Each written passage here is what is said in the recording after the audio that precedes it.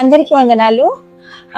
నేను Andaman Nicobar దీవుల్లోని seventh day సంఘం ద్వారా నేను మాట్లాడుతున్నాను.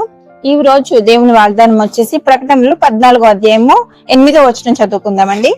వేరొక దూత అనగా రెండవ దూత అతని వెంబడి వచ్చి మహోద్రేకముతో కూడిన తన వ్యభిచార మద్యమును సమస్త జనములకు త్రాగించిన ఈ మహాబబులోను కూలిపోయెను అని చెప్పాను.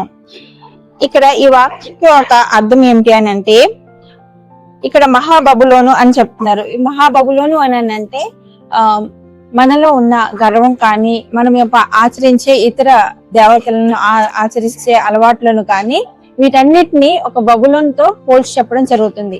అయితే ఈ బబులోను ఇలాంటి పద్ధతులు ఇవన్నీ కూడా మనమైతే ఏవైతే పండుగలు అన్ని ఆచరిస్తున్నామో అవన్నీ కూడా ఒక రోజు నాశనం అయిపోయే విధంగా ఉన్నాయి. అలాంటి అటువంటి అంటే లోకానుసారమైన జీవితాన్ని మనం విడిచిపెట్టి దేవుని వైపు మనల్ని చూడమని ఈ యొక్క వాక్యం ద్వారా దేవుడు ఈ యొక్క రెండవ దూత వర్తమానం ద్వారా మనల్ని హెచ్చరిస్తూ ఉన్నారు. ఇది దేవుని యొక్క వాగ్దానం. వందనాలు.